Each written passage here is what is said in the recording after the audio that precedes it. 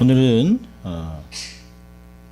저희 신학교 동기시고요. 또 저보다는 참 연세가 있는 선배 목사님이십니다. 지금은 한국에서 신학교에서 강의를 하시는 서흥종 목사님 나오셔서 오늘 본문도 읽으시고 행복한 삶 말씀을 근거로 귀한 은혜의 말씀을 주실 때 큰 은혜를 경험하시길 바랍니다.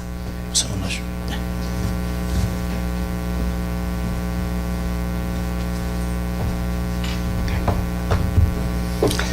하나님 말씀은 시편 1편 1절에서 3절까지입니다. 시편 1절에서 3절까지 여러분이 잘 아시는 말씀인 줄 생각합니다. 우리 다 같이 통독하시겠습니다. 시편 1편 1절에서 3절까지 시작. 복 있는 사람은 악인들의 꾀를 따르지 아니하며 죄인들의 길에 서지 아니하고 오만한 자의 자리에 앉지 아니하고 오직 여호와의 율법을 즐거워하여 그 율법을 주야로 묵상하는 자로다. 그는 시냇가에 심은 나무가 철을 따라 열매를 맺으며 그 잎사귀가 마르지 아니함 같으니 그가 하는 모든 일이 다 형통하리로다. 아멘.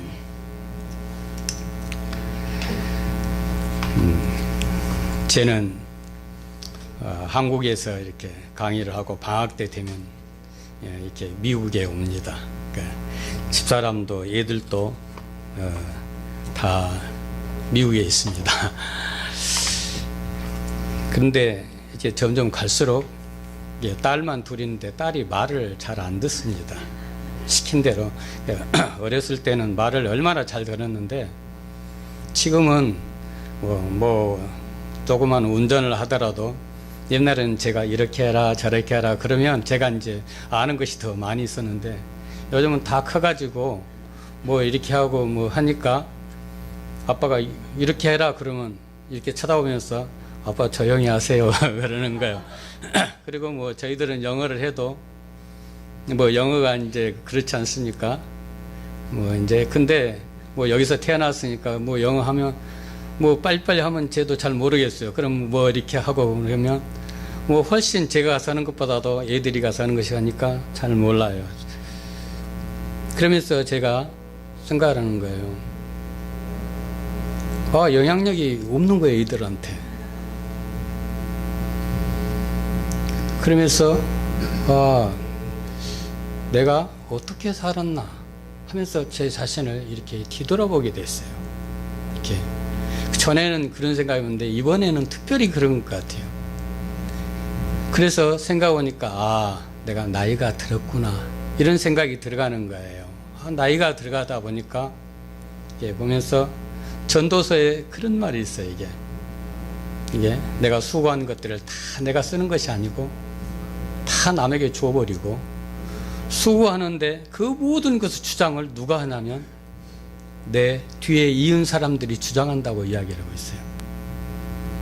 그리고 보니까 정말 나이가 들어가면 그런 것 같아요. 여러분 나이가 들어가지고 여러분 재산이 많은데 여러분 자녀가 이 돈을 가지고 내가 누구한테 헌금을 해야 되겠다라고 생각하면 신앙이 좋은 자녀가 있으면 그러겠습니다. 엄마 말 아빠 말 듣겠지만은 아니다. 아버지 조용히 계세요. 그러면 할 말이 있습니까?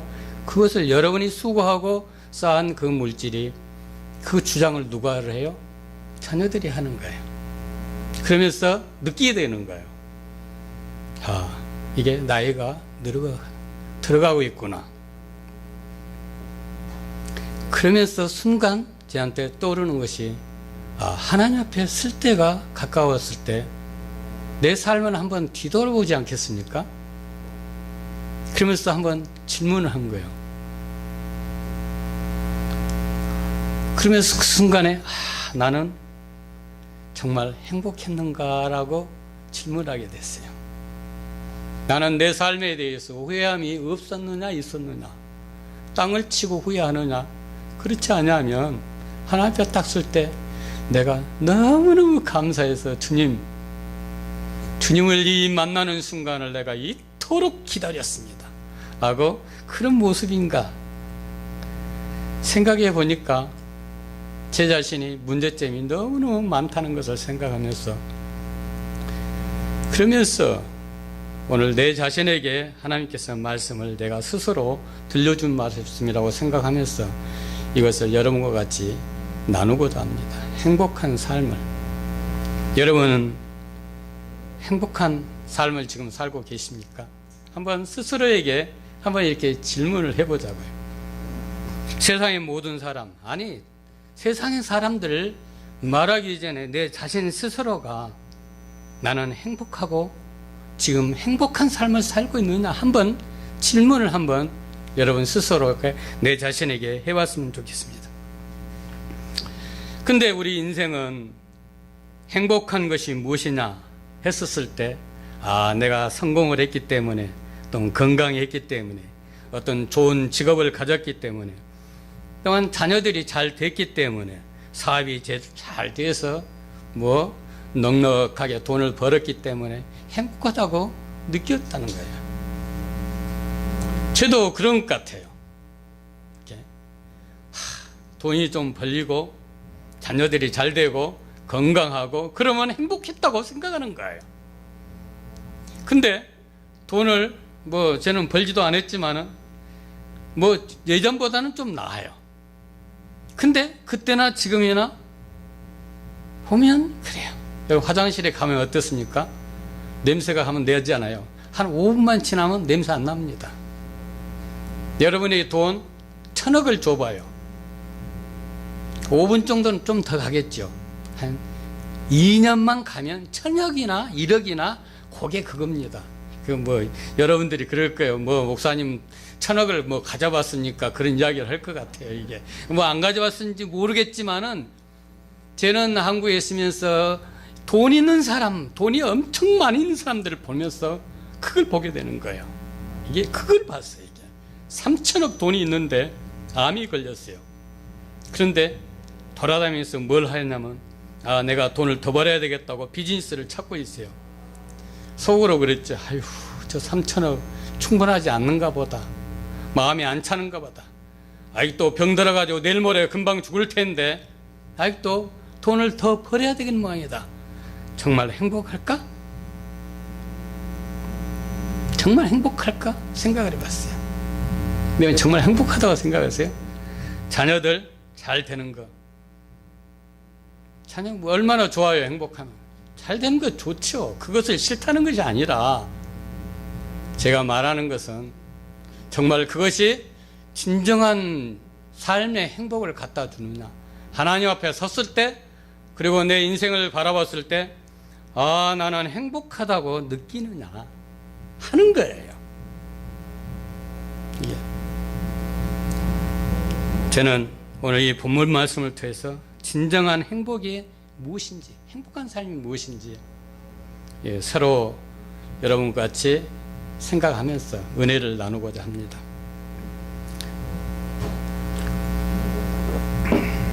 첫 번째로 시편 1편이에요. 보통 시편들은 150편까지 있는데 시편에 표제가 다 있어요. 표제가 있는데 1편하고 2편은 없습니다. 물론 중간중간에 없는 것도 많이 있지만, 그러나 대부분 시편들이 표제가 다 있습니다. 그런데 여기는 표제가 있지 않아요. 그러면 이 표제가 없는 이유가 뭘까라고 생각하면, 시편 전체를 읽는, 어떻게 읽어야 될 것인가, 그 안내 역할을 해주는 것이 시편 1편, 2편의 그의 목적이라고 볼 수 있어요. 시편은 어떻게 시편을 읽어야 될 것인가. 이 시편 전체 내용들을 보면 하나님을 찬양하는 것이고 또 기도하는 것이에요. 그러니까 기도할 때, 어려운 문제가 있을 때 하나님 앞에 기도하는 것들을 하나님 앞에 찬양하는 거예요. 근데 기도하고 찬양하는 것이 도대체 다윗이 기도했고 모세가 기도했던 것이, 도대체 그 말씀이 20세기에 사는, 21세기에 사는 하나님의 백성들에게 뭐냐 하는 거예요. 뭐야? 그 사람이 하는 것과 나와 무슨 관계가 있느냐 하는 거예요. 예. 그래서 그러한 내용들이 너희들에게, 비록 다윗이 기도했고 다윗이 찬양을 했고 모세가 찬양을 했고 모세가 기도했지만은, 그것을 끌어서 시편에 둔 것은 이것이 무엇이라고요? 시편 1편에 보면 토라라는 율법이라는 하나님의 말씀이라는 거예요. 이 말씀이라는 거예요. 이 말씀으로 시편을 읽어라라고 그 기도하고 찬양하고 예배드리는 모습을 여기에 성경으로 기록을 해 두었다는 거예요. 그것을 안내해 주는 거예요. 그러니까 이후에 나타나는 모든 기도의 내용이나 찬송하는 것이나 이런 것들을 뭘로 받아들인다고요? 하나님의 말씀으로 받아들인다는 거예요. 여기에 보면 3절에 보면 여호와의 율법이라는 것이 나옵니다. 율법이라는 말을 히브리어로 보면 토라라는 말이에요. 토라라는 말하는 것은 던지다, 교훈하다 뜻이에요. 기본적으로는 뜻은. 토라라는 말은 율법이라는 것이 던져서 하나님께서 우리에게 뭘 던져서 가르치고자 하는, 교훈하고자 하는 목적이 있다는 거예요. 그래서 다윗이 기도하고 찬양하고 모세가 기도하고 찬양하는 것들을 하나님 말씀에 두어서 21세기에 사는 저와 여러분들에게 그 말씀을 통해서 가르치고 교훈하고자 하는 목적이 있다는 것을 우리는 알 수 있습니다. 그래서 시편 1편의 목적이 하나님의 백성들이 교훈하고자 가르치고자 하는 그런 목적이 있음을 우리는 쉽게 알 수 있어요. 시편만 그랬습니까? 그렇지 않습니다. 신과 모든 성경이 하나님의 백성들에게 가르치고자 하는 목적이 있어요.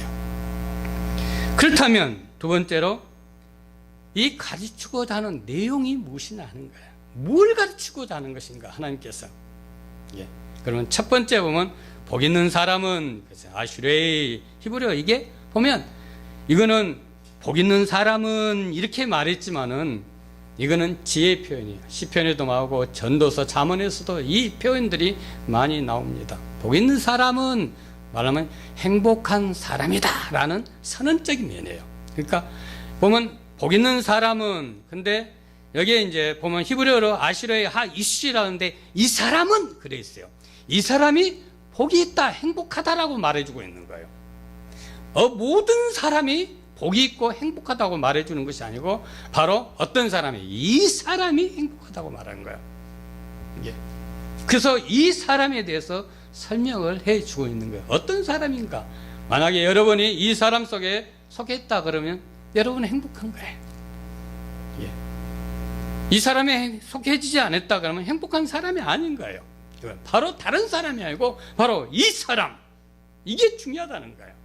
이 사람은 행복하다는 거예요. 너무 행복하다고 선언한 거예요. 그렇다 그러면 시편 1편에 복이 있다라고 말하면서 하나님께서 우리 하나님의 백성들에게 가르치고자 한 모든 성경 말씀을 통해서 가르치고자 하는 글의 목적, 내용이 무엇이나 행복한 삶을 주기 위한 것이라는 거예요. 저와 여러분들에게 하나님께서 행복한 삶을 주기 위한 것이라고 저는 생각합니다. 이 행복한 삶이라는 것을 하나님께서는 하나님 백성들에게 살기를 원한다는 거예요. 그러니까 이 진정한 행복한 삶을 찾지 못한 사람은 그것은 사람이 착각할 경우가 너무 많은 거예요. 나는 이것이 행복한 사람인 줄 알았는데 그게 아니라라고 하면 어떻게 할 거예요? 아니라라고 하면 이게 문제가 크다는 거예요. 인생이란 것은 단 한 번밖에 없기 때문에 이 한 번밖에 없는 삶을 다 살고 난 다음에 나는 행복한 삶인 줄 알았는데 살아보니까 그게 아니었다라고 말하면 어떻게 하겠어요, 여러분들? 이건 문제가 크지 않겠습니까? 그래서 행복한 삶이 무엇인지 시편 오늘 1편 3절에서 말해주고 있어요. 은유적으로 나무를 비유해서 말하는 시냇가에 심은 나무와 같다라고 했어요. 그러면서 표현하겠어요. 잎사귀가 마르지 않고 철을 따라 과실을 맺는다고 이야기했어요. 그 모든 일이 형통한다고 말했어요.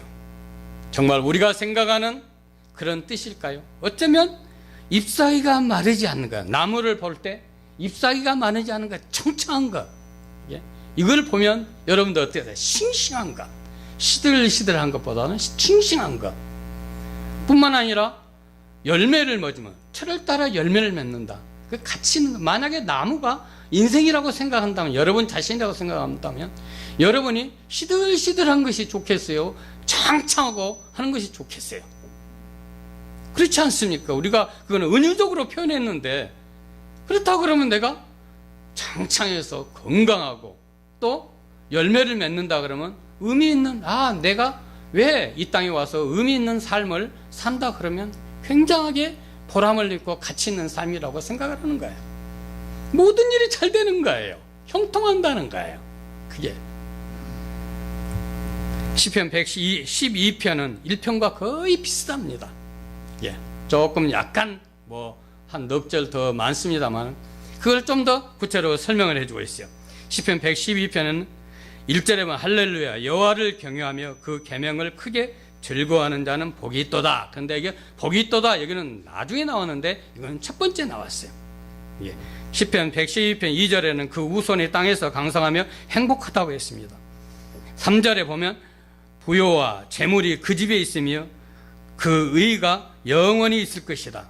7, 8절에 보면 그가 흥한 소식을 두려워하지 아니하며 여호와를 의뢰하고 그 마음을 굳게 정하였으므로 즉 마음의 평안함을 말해주고 있습니다.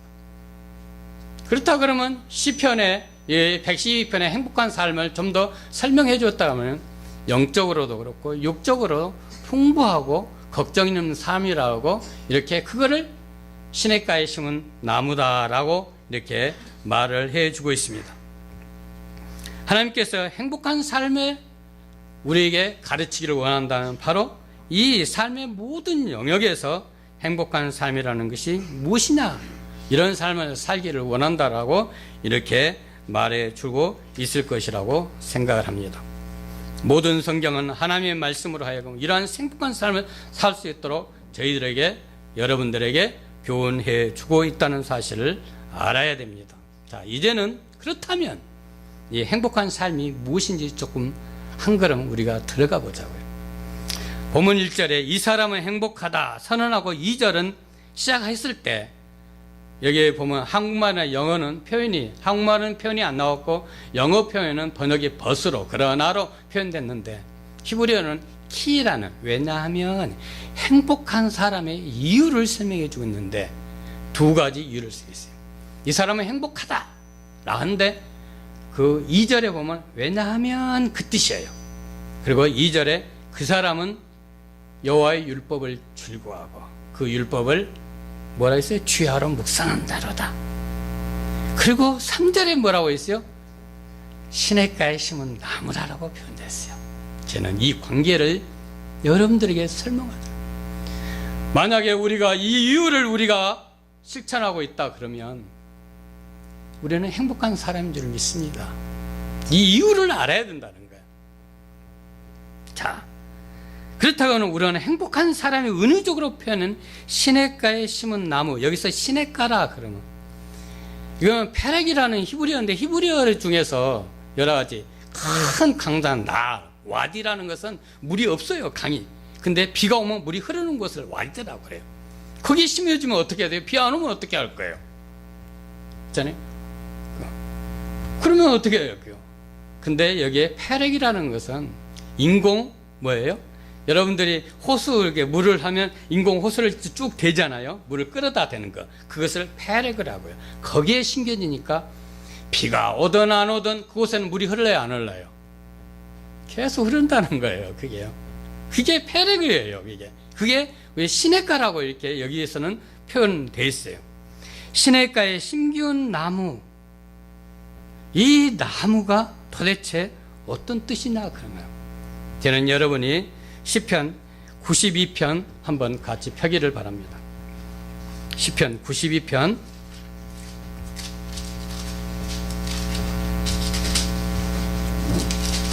12절 14절 한번 같이 읽겠습니다. 12절 13절까지만 두 절만 같이 읽겠습니다. 됐습니까? 시편 92편 12절 13절 같이 시작. 의인은 종려나무같이 번성하며 레바논의 백양목같이 성장하리로다. 이는 여호와의 집에 심겨졌으며 우리 하나님의 뜰 안에 번성하리로다. 14절 15절은 여러분들 읽어보세요. 자, 여기에 의인은 종려나무 같다라고 이야기했죠. 그리고 또 뭐라고 했어요? 레바논의 백양목 같다. 이것도 나무예요. 나무인데 나무가 누구라고 표현했습니까? 의인이라고 표현됐어요. 이게. 그래서 의인이라고. 근데 13절에 보니까 보시면 이는 어디에 심겨졌다고요? 여호와의 집에 심겨졌다. 그러면 시냇가가 뭐라고 생각했어요? 시냇가는 여호와의 집하고 같습니까? 안 같습니까? 은혜적으로 표현한 거 같지 않습니까?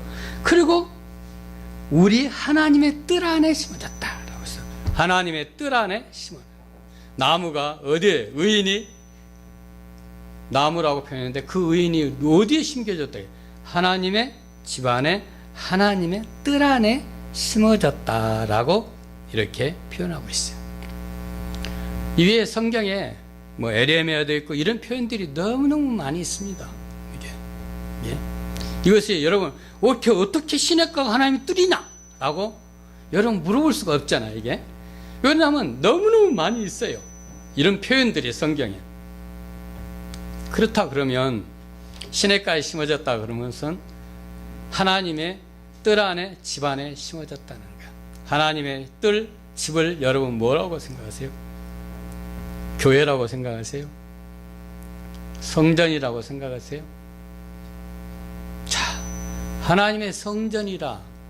우리가 역사적으로 보면 성전이라는 것은 어디에 있어요? 솔로몬이 지은 성전이 있지 않습니까? 이전에 보면 어디라고 볼 수 있겠습니까? 성막이라고 볼 수 있습니다.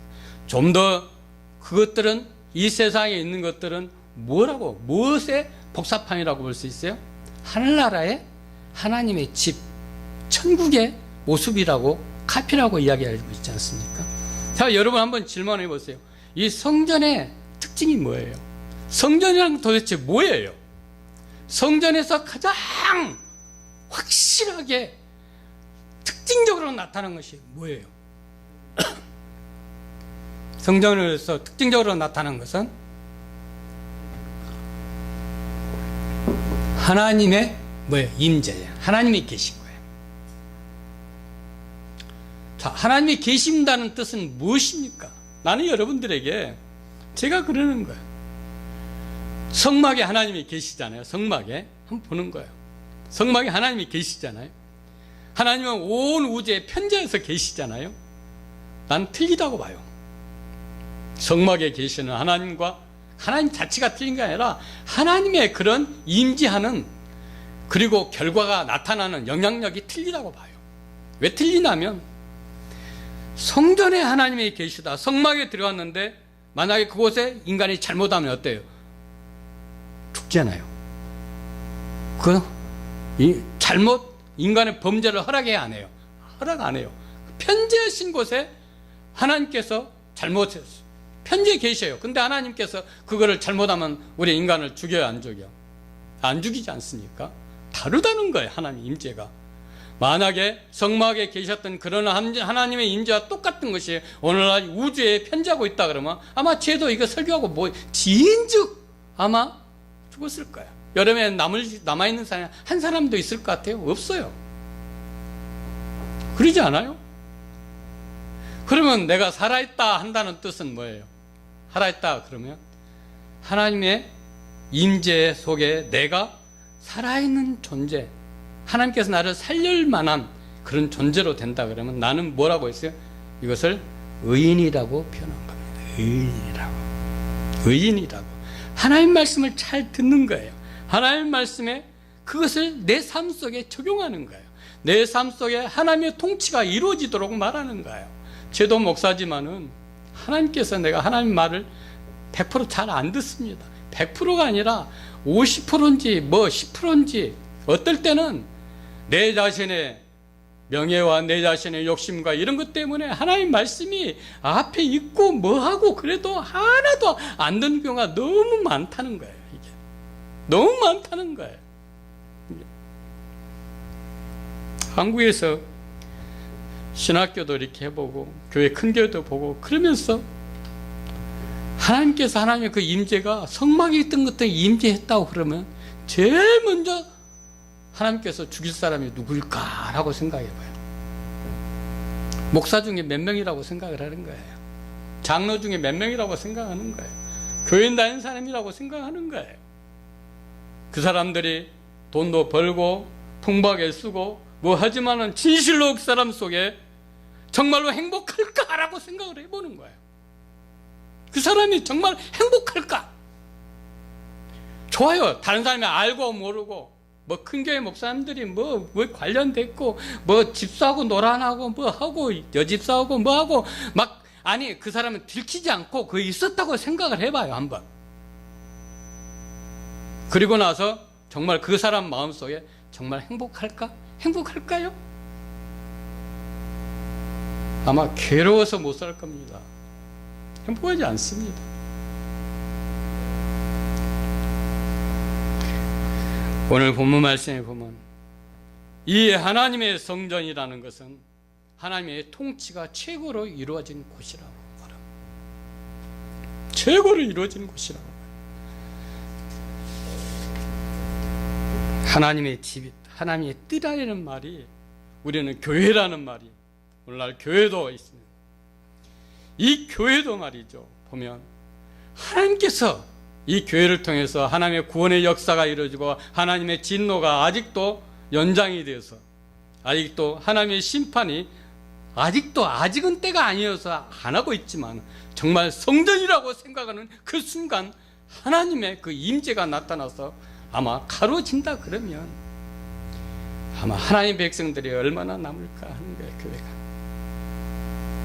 그걸 보고 제 자신이 하나님 앞에 돌아서면서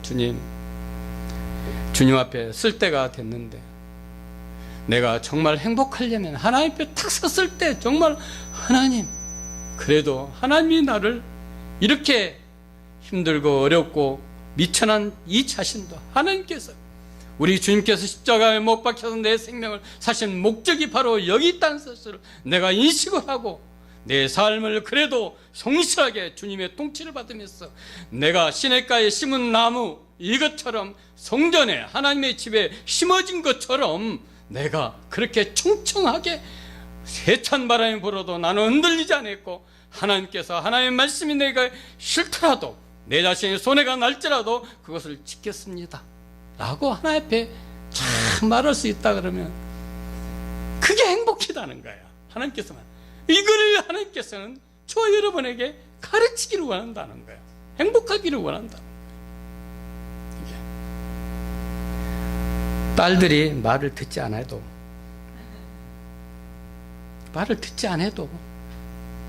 내가 이런 삶을 살고 있으면 딸들이 성장하고 또 성숙해지면 그러면 그래도 우리 아빠는 행복했다라고 쟤는 이 말을 제 딸들에게 유산으로 물려주고 싶어요. 저는 다른 것이 아니라 이 유산으로 물려주고 싶어요.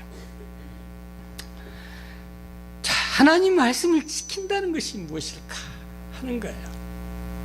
여호와 율법을 즐거워한다는 것이 무엇일까 하는 거예요.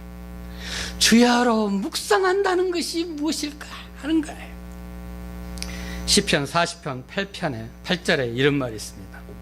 나의 하나님이여 내가 주의 뜻 행하기를 즐기오니 주의 법이 나의 심중에 있나이다. 보세요.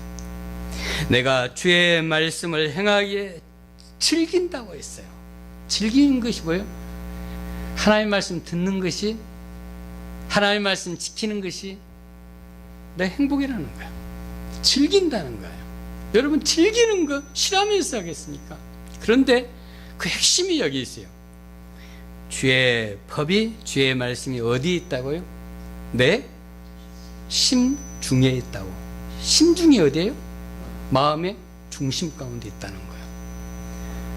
마음의 중심 가운데 있다는 것이 무엇이에요? 여러분 마음 중심 가운데 있다는 것이 그 무슨 뜻이에요? 마음 중심. 여러분 저는 이제 미국에 좀 있다가 어떤 분이 돈을 좀 많이 벌어가지고 이 칼에 다이아몬드를 샀어요. 그 집에다 놔두지를 못해가지고 그거를 그 은행에 그 이렇게 저장소에다 딱 놔뒀답니다. 이게.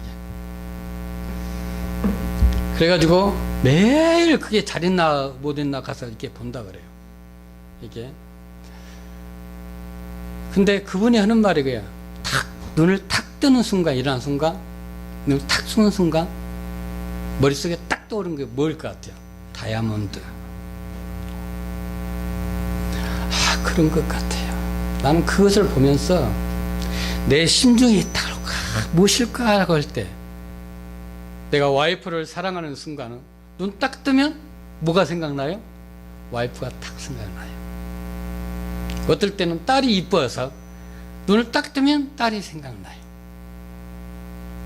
어떨 때는 돈이 그리울 때 눈 딱 뜨면 돈이 그러면 눈을 딱 뜨는 순간 무의식적으로 내가 순간 그것이 내 심중에 있다고 생각해요. 내 인생의 첫 번째 우선권이라고 생각하는 거예요. 이제 시편 기자는 눈을 딱 떴는데 뭐가 생각났다고요? 하나님의 말씀이 생각났다는 거예요. 저는 솔직하게 고백합니다. 목사하고 뭐 신학생들에게 가르치고 그런 목사하고 교수지만은 눈 뜨는데 생각이 안 나요. 하나님의 말씀이. 좀 이게 문제가 있지 않습니까? 정말 문제가 있지 않습니까? 하나님, 이걸 보면서 주님, 나는 행복한 삶을 산다고 말하는데 내가 하나님의 성전에, 하나님의 집에, 뜰 안에 내가 심은 겨졌다고 내가 말하는데 나는 수없이 그렇게 신학생들에게, 교인들에게, 백성들에게 말을 했는데 나는 진정 그 말씀이 내 심중에 있는 게 아니라 옆에 패대기 쳐 버렸습니다. 내가 내 삶에 행복할 수가 있습니까? 행복할 수가 있습니까? 여러분, 나는 그런 거예요. 내가 범죄한 속성들이 있잖아요. 범죄한 속성들, 그런 것들이 있잖아요. 아주 더러운 것들, 그것이 습관적으로 일어난 것들을 막 쫓아내려고 안 하면 그 괴로워서 못하는 것 같아. 보니까 이 그림자 어둠이라는 것을 막 쫓아내려면 안 가는 것 같아. 이 어림, 이게 가겠어요, 이게. 근데 간단한 것 같아요. 빛이 들어오면 그림자는 나가도록 되어 있어요. 빛이 들어오면 그림자는 자동적으로 노력하지 않아도 되는 것 같아요. 이런 범죄한 속성이나 이런 것들은 어떻게 해야 될 것이냐? 하나님의 말씀이 내 삶에, 내 마음속에 들어오면 그런 것들은 자동적으로 나가는 것 같아요. 왜? 하나님의 말씀이 능력이 있기 때문에 내 자신을 바꿔지고 내 자신이 고쳐지고 내 자신의 하나님 삶으로 만들어지는 것 같아요. 난 여러분에게 도전합니다. 나는 특별히 젊은 사람들에게도 이 말씀을 도전하는 거예요. 젊었을 때도 다 늙어가지고 다 그것보다 젊었을 때 정말 행복한 삶을 산다 그러면 이건 멋진 사람이에요. 아니 아무리 나이가 늙어도 그래도 내 자신 인생은 어떻게 해야 돼요? 행복한 삶으로 맞춰야 될 거 아니에요. 바로 오늘 여러분이 행복한 이 삶을 사는 것이 하나님의 이 말씀을 여러분의 심중에 두기를 바랍니다. 결론의 말씀을 이렇게 드리려고 합니다. 하나님의 말씀을 매일매일 여기 주야로 말은 이건 실천적인 면이에요. 내 머릿속에 막 암송하고, 물론 암송하는 것이 나쁘다는 뜻이 아니에요. 이게 성경을 다 암송하는 것보다는 성경 한 절을 내 삶 속에 실천하는 것이 훨씬 더 낫습니다.